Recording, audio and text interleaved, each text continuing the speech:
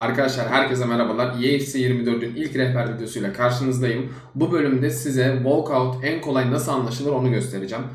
Baktığınız zaman birçok video görebilirsiniz. İşte ışıklardan, şuradan, buradan. Bütün bildiklerinizi unutun. Şu anda size en başından itibaren anlamanızı sağlayacak bir rehber yapıyorum. Kolay, çok zor değil. Yani tabii biraz daha karışık. FIFA'lara göre gitgide biraz daha zorlaşıyor. Öncekiler daha kolaydı. Bu biraz daha yakalama gerektiriyor. Daha böyle bir çabuk kayboluyor çünkü. Walkout, double walkout, board ve non-rayer'ı bu videoda anlatacağım. Videoyu beğenip kanala abone olursanız da çok sevinirim. Hepinize iyi seyirler. Evet arkadaşlar, şimdi ilk olarak walkout'la başlayalım. Size zaten imlecide görüyorsunuz. Orada nereye dikkat etmeniz gerektiğini söyleyeceğim. Evet, şimdi paketimizi açıyoruz FP ile. Bakın şuradaki yeşil logoya iyi bakın. Şuradan gelecek olan ışık, yani ışık şuradan geliyor. Bunun yarısına gelmeden, yarısını tamamlamadan ışık, bu logo kaybolursa bu paket walkout'tur. Bunu sonra size resimle, bu videodan sonra resimle göstereceğim hemen paket açılışından sonra. Buna bir dikkat edin ama. Bakın paket açıldı. Daha şuradayken logo gitti. Şöyle göstereyim. Bakın daha yarısına gelmeden, yani şu ışığın daha şu çizginin yarısını tamamlamadan şuradaki logo kayboldu gördüğünüz gibi. Eğer bu ışık yolun yarısını tamamlamadan kaybolursa oradaki yeşil EAFC logosu, o paket walkout'tur. Şimdi ağır çekimde bir izleyelim.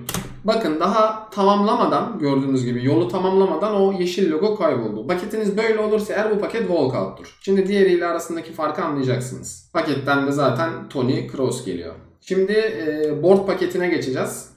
Yani walkout olmayan bir paketteki farkını anlatacağım. Non-rare veya board. Walkout'la ikisinin arasındaki farkı göreceksiniz. Evet, bu da board paketi. Bakın tam güzel yerinde durdurdum. Işık yolun yarısını tamamladı, gördüğünüz gibi bir şu kadar bir şu kadar mesafe var. Neredeyse yarısı, ama gördüğünüz gibi yeşil logo hala duruyor. Eğer bu yeşil logo işte buraya gelmeden önce kalkarsa paket walkout, ama buraya geldiği halde yolun yarısını tamamlamışken bu yeşil logo hala buradaysa bu paket walkout değil demektir. Paketten de zaten Fenerbahçe'den Edin Dzeko geliyor. 83 rating.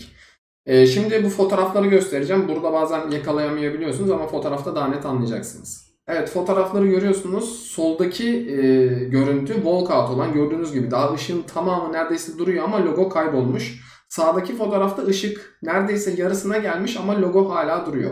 Soldaki walkout, sağdaki walkout değil. Bu şekilde anlayabilirsiniz o logodan. Çünkü bazen ışıklarda tam görülemeyebiliyor. Çok hızlı geçiyor. Orada zaman yakalayamayabiliyorsunuz. Tam bu şekilde olması gerekiyor. Eğer ışık tamamı neredeyse buradayken bakın logo gitmiş. O zaman paket walkout. Yeşil logo yarısını neredeyse tamamlamasına rağmen hala duruyor. Bu sefer de paketiniz walkout olmuyor. Direkt bu şekilde anlayabilirsiniz. Şimdi geçelim board'a. Benim kullandığım yöntem logo. Logo bana daha garanti geliyor anlaması, ama ışıklarla da anlayan var. Soldaki fotoğrafımız yine walkout, sağdaki fotoğrafımız board.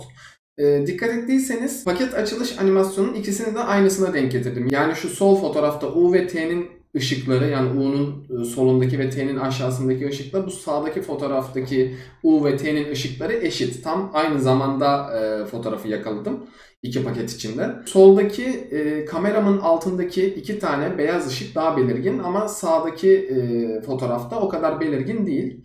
Soldaki gibi belirgin olursa walkout, sağdaki gibi belirsiz iki tane ışık ama yine görülebilen bir ışık olursa board. Bazı video yükleyenlerde gördüm, aynı zaman dilimlerinde yakalamamışlar fotoğrafı, o yüzden farklı olmuş. Yani birinde ışık U'nun altında, birinde T'nin üstünde falan. Böyle garip zamanlamalarda yakalamışlar. O yüzden oralarda çok belli olmuyor, ama bu iki fotoğrafta paket açılışı animasyonunun aynı zamanları. Biri walkout, biri board. Tam aynı yerlerde durdurdum. Bu şekilde ışıktan da anlayabilirsiniz. Bu iki yöntemi de kullanabilirsiniz. Tabi biraz alışmanız gerekecek. Şimdi double walkout'a geçelim. Evet arkadaşlar, double walkout'a geldik. Double walkout'taki tek önemli nokta, hemen gösteriyorum. Bakın şu paket açılıyor, logo açılıyor. En son buradan çizgi geliyor ya, bakın şu çizgiyi görürseniz, şuradaki mouse'un üzerinde hareket ettirdiğim çizgiyi görürseniz bu double walkout abi. Yani paketin içinde 2 veya daha fazla walkout var demektir. Şu çizgi önemli. Normal paket açılışlarında bu çizgi yok. Hemen göstereyim hatta. Bakın geliyor. Bakın şöyle geliyor. Normalde buradan da devam etmesi lazım. Double walkout da devam ediyor. Bunda devam etmiyor. Double walkout'u da bu şekilde anlayabiliriz. Tekrar bir bakalım. Bakın çizgi geliyor.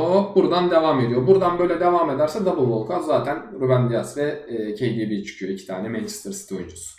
Aslında kolay, çok zor değil. İlk başta bana biraz karmaşık gelmişti ama ondan sonra logo olayını çözünce daha kolay geldi. Logodan ve ışıktan anlayabilirsiniz. Bana daha garanti gelen logo.